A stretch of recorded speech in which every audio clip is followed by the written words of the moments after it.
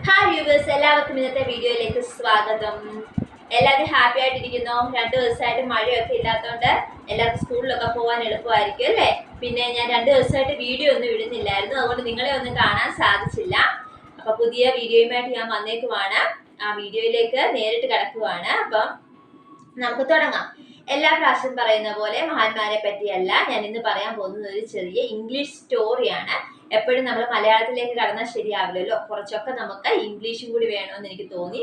കാരണം ഞാൻ ഇടുന്ന ഒന്നും കണ്ടന്റുകളൊന്നും നിങ്ങൾക്ക് ഇഷ്ടപ്പെടുന്നില്ല എന്നുള്ളൊരു തോന്നൽ എനിക്ക് തോന്നി. അപ്പൊ നിങ്ങൾക്ക് ഇഷ്ടമുള്ളത് ഏതാണെന്ന് വെച്ചാൽ അതിലേക്ക് ഞാൻ മാറുകയാണ് ചെയ്യുന്നത്.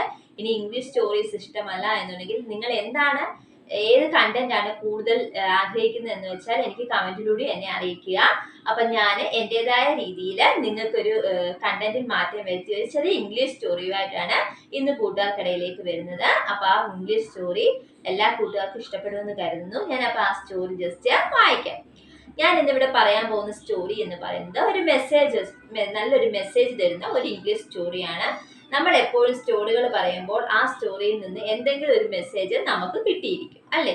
അങ്ങനെ പല മലയാളം കഥകളും ഇംഗ്ലീഷ് സ്റ്റോറികളും കൂട്ടുകാർ കേട്ടിട്ടുണ്ടായിരിക്കും. അപ്പൊ അതിൽ നിന്ന് പല മെസ്സേജുകളും നിങ്ങൾക്ക് കിട്ടിയിട്ടുണ്ടായിരിക്കും. അപ്പം അതിൽ നിന്നൊക്കെ നിങ്ങൾ പുതിയ പാഠങ്ങളൊക്കെ പഠിച്ചു കാണും. അതുപോലൊരു സ്റ്റോറിയാണ് ഞാനിവിടെ പറയാൻ പോകുന്നത്.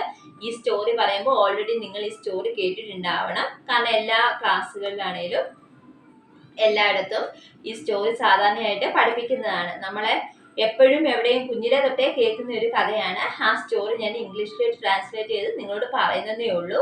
അപ്പോൾ ഞാൻ ആ സ്റ്റോറി വായിച്ചിട്ട് ലാസ്റ്റ് അതിന്റെ അർത്ഥവും നിങ്ങൾക്ക് ഞാൻ പറഞ്ഞു തരുന്നതായിരിക്കും. അപ്പൊ കൂട്ടുകാർക്കൊക്കെ ഇംഗ്ലീഷ് സ്റ്റോറി ഇഷ്ടമാണോ? ഇംഗ്ലീഷ് സ്റ്റോറി ഇഷ്ടമുള്ള കൂട്ടുകാരെ എൻ്റെ ഈ കഥ കേട്ട് ഇനി കമന്റ് ഇടണം. ഇംഗ്ലീഷ് ഈ സ്റ്റോറി നിങ്ങൾക്ക് ഇഷ്ടമാണെങ്കിൽ അടുത്തത് നെക്സ്റ്റ് ഞാൻ വേറെ സ്റ്റോറിയുമായിട്ട് വരുന്നതായിരിക്കും. അപ്പൊ ഇംഗ്ലീഷ് സ്റ്റോറി, മലയാളം സ്റ്റോറി എല്ലാം ഇഷ്ടമുള്ള കൂട്ടുകാരാണ് അല്ലേ.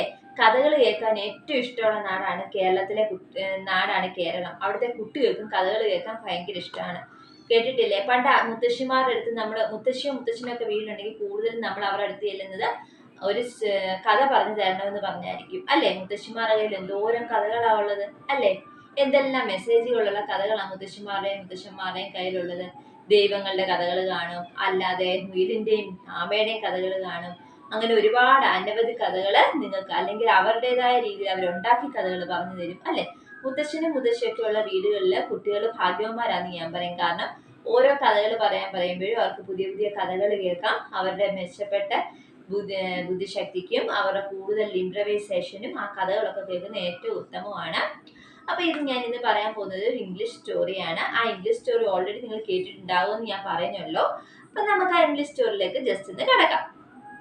ഞാൻ പറയാൻ പോകുന്ന ഇംഗ്ലീഷ് സ്റ്റോറി എന്ന് പറയുന്നത് the goose with the golden eggs. എന്താണ് the goose with the golden eggs? ഇതാണ് ഞാൻ പറയാൻ പോകുന്ന കഥയുടെ ഹെഡിങ് എന്ന് പറയുന്നത്. കൂട്ടുകാർക്ക് മനസ്സിലായോ എന്താണത്? The goose with the golden eggs എന്ന് പറയുമ്പോൾ സ്വർണ്ണമുട്ട തരുന്ന താറാവിന്റെ കഥ കേട്ടിട്ടുണ്ടോ കൂട്ടുകാര്? കേട്ടിട്ടുണ്ടായിരിക്കും അല്ലേ. അതെ, അത് കേൾക്കാത്തവരായിട്ട് ആരും കാണില്ല. അപ്പൊ അത് ഞാൻ ഇംഗ്ലീഷിലോട്ട് ഒന്ന് ട്രാൻസ്ലേറ്റ് ചെയ്യാണ്.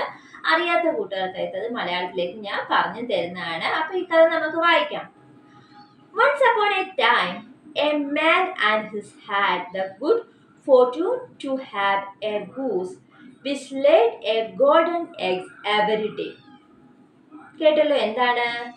Once upon a time, a man and his had the good fortune to have a goose which laid a golden egg every day. അതായത് ഒരു മനുഷ്യന് എല്ലാ ദിവസവും ഒരു താറാവ് മുട്ട കൊടുക്കുന്ന ഒരു താറാവിന്റെ കഥ കൂട്ടുകാർ കേട്ടിട്ടായിരിക്കും. ആ കഥയാണ് ഇവിടെ പറയുന്നത്. എന്താണ്? Lucky thought they soon began to think they were not getting rich fast enough. അപ്പം ഒരു താറാവ് കച്ചവടക്കാരനുണ്ടായിരുന്നു. അയാൾക്കൊരു താറാവ് ഉണ്ടായിരുന്നു. അപ്പൊ ഒരു മനുഷ്യൻ ആ താറാവിനെ ഒരു ദിവസം ആ താറാവ് അയാൾക്കൊരു സ്വർണ്ണമുട്ട കൊടുത്തു അല്ലേ. അപ്പൊ ആ സ്വർണ്ണമുട്ട കൊടുത്തപ്പോ എന്ത് പറ്റി? എന്നും അത് ഓരോ സ്വർണ്ണമുട്ട വീതം ഇങ്ങനെ ഇടാൻ തുടങ്ങി. അപ്പൊ നമ്മുടെ ഓരോ സ്വർണ്ണമുട്ട വീതം എന്നും ഇടാൻ തുടങ്ങിയപ്പം നമ്മുടെ കച്ചവടക്കാരൻ അല്ലെങ്കിൽ ആ മനുഷ്യനത് ഇഷ്ടപ്പെട്ടില്ല. എന്താ, ഓരോ ദിവസവും ഓരോ മുട്ട വീതം തന്ന പതുക്കെ പതുക്കെയല്ലേ നമുക്കത് പണം ഉണ്ടാകത്തുള്ളൂ. അപ്പോൾ പെട്ടെന്ന് പണക്കാരനാവാൻ എന്താ ഒരു വഴി എന്നുള്ളതായിരുന്നു ആ മനുഷ്യന്റെ ചിന്ത എന്ന് പറയുന്നത്. നമ്മൾ കേട്ടിട്ടുണ്ട് പയ്യെ തിന്ന പനയും തിന്നാന്ന് അല്ലെ?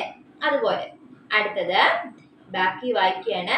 They imagine that if the bird must be able to lay golden eggs, its inside must be made of gold. And they thought that if they could get all that the precious metal at once, they would get mightily rich very soon. So the man and his wife decided to kill the bird. However, upon cutting the goose open, they were shocked to find that its innards were like that of any other goose. എന്താ അതിന്റെ അർത്ഥം എന്നറിയാമോ കൂട്ടുകാർക്ക്? ഞാൻ ഈ കഥ മുഴുവനായിട്ട് ഒന്നുകൂടി വായിച്ചു തരാം. എന്താണ് ഹെഡിങ് എന്ന് പറഞ്ഞത്? കഥയുടെ പേരെന്തായിരുന്നു? The goose with the golden eggs. അപ്പൊ ഞാൻ ഇതിന്റെ ഇംഗ്ലീഷ് ഇത് മാത്രം ഒന്ന് വായിച്ചു തരാം. The goose with the golden eggs എന്ന് വെച്ചാൽ എന്താ? സ്വർണ്ണമുട്ട തരുന്ന ഒരു താറാവിന്റെ കഥയാണിത്. Once upon a time, a man and his had the good fortune to have a goose which laid a golden egg every day. Leggy thought they soon began to think they were not getting rich fast enough. They imagined that if the bird must be able to lay golden eggs, its inside must be made of gold, and they thought that if they could get all that precious metal at once, they would get mightily rich very soon. So the man and his wife decided to kill the bird. However, upon cutting the goose open, they were shocked to find that its innards were like that of any other goose. എന്താ കഥ എന്ന് മനസ്സിലായ കൂട്ടുകാർക്ക്? അതായത് ഒരിടത്ത് ഒരു സ്വർണ്ണമുട്ട ദിവസവും കൊടുത്തോണ്ടിരുന്ന ഒരു താറാവുണ്ടെന്ന് ഞാൻ പറഞ്ഞല്ലോ. ആ താറാവ് ദിവസവും സ്വർണ്ണമുട്ട ഇങ്ങനെ ഓരോ ദിവസവും ഇങ്ങനെ താറാവ് അതിന്റെ ഉടമസ്ഥന് ഓരോ സ്വർണ്ണമുട്ട വീതം കൊടുത്തുകൊണ്ടിരിക്കുമായിരുന്നു. അപ്പൊ ദിവസവും ഇങ്ങനെ സ്വർണ്ണമുട്ട കൊടുത്തോണ്ടിരുന്നപ്പോ അങ്ങനെ അതുകൊണ്ട് വിപണി വിറ്റ് അതുകൊണ്ട് കാശ് കൊണ്ട് അയാൾ ഇങ്ങനെ പതുക്കെ പതുക്കെ പണക്കാരനാവാൻ തുടങ്ങി. അപ്പൊ അയാൾ ചിന്തിച്ചു, എന്തുകൊണ്ട് ഇങ്ങനെ പതുക്കെ പതുക്കെ പണക്കാരനാവുന്നു? പെട്ടെന്ന് പണക്കാരനാവാൻ എന്താ ഒരു മാർഗം എന്നുള്ളതായിരുന്നു പിന്നീട് ചിന്ത. എന്നാ പയ്യെ തിന്നാ പനയും തിന്നാൻ നമ്മൾ കേട്ടിട്ടില്ലേ? ആ ചിന്തയിലായിരുന്നു പെട്ടെന്ന് എങ്ങനെ പണക്കാരനാവാന്ന് ആ മനുഷ്യൻ ചിന്തിച്ചു. അതിനയാൾ എന്തു ചെയ്തു? ഇങ്ങനെ ആലോചിച്ചിരുന്നപ്പോ അയാൾക്ക് തോന്നി, ഈ താറാവല്ലേ ഇന്ന് അയാൾക്ക് മുട്ട കൊടുക്കുന്നത്, സ്വർണ്ണമുട്ട. അപ്പൊ ഈ താറാവിന്റെ ഉള്ളിൽ നിറയെ മുട്ടയായിരിക്കും അല്ലെ? മുട്ടയായിരിക്കും എന്ന് ആ താറാവ് കച്ചവടക്കാരൻ കരുതി. അയാളും ഭാര്യയും കൂടി എന്ത് ഡിസൈഡ് ചെയ്തു? ഈ താറാവിനെ കട്ട് ചെയ്യാന്ന് കരുതി. അങ്ങനെ ഈ താറാവിനെ കട്ട് ചെയ്തപ്പോ അവർ ഞെട്ടിപ്പോയി.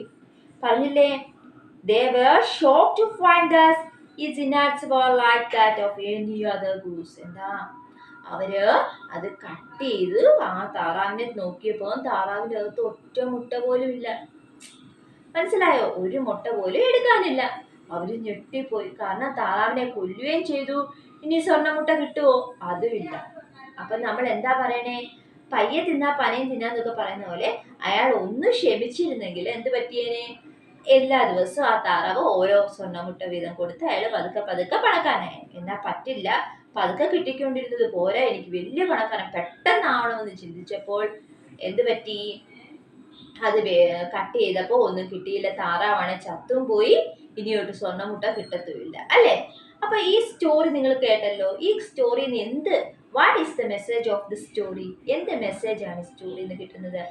അപ്പൊ എന്ത് മെസ്സേജാണ് ഈ സ്റ്റോറിന്ന് കിട്ടുന്നതെന്ന് വെച്ചാൽ, think before you act. Think before you act. അതായത് നിങ്ങൾ ചിന്തിച്ചതിന് ശേഷമേ എന്തും പ്രവർത്തിക്കാവൂ.